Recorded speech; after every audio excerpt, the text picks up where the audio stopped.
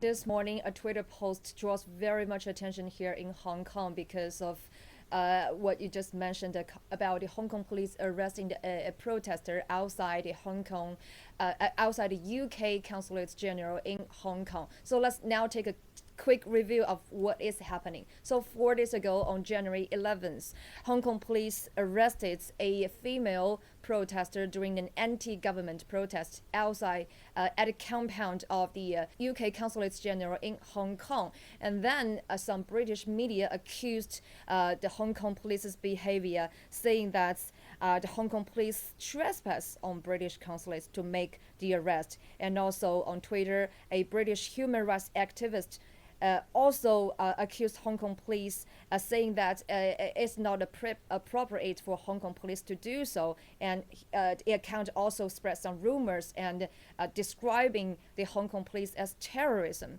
But today's the Twitter account is Hong Kong Free Press. It cited a statement from the UK Foreign and Commonwealth Office, saying that actually Hong Kong police it's the consulates general themselves to call Hong Kong police to come. During the release, it says that the Hong Kong police alerted the consulates general of UK to online calls for a protest outside the mission. So the consulates general then shared the information with the Hong Kong police force of a potential criminal act being committed outside the consulate. And then the police attended the scene and subsequently made the decision to arrest the individual. So now the truth seems very clear. But also under the Twitter, there are some comments. We can see that this whole thing has provoked some anger among the protesters in Hong Kong.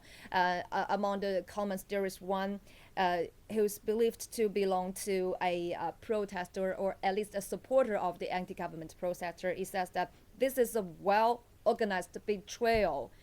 UK stabbed in our back again.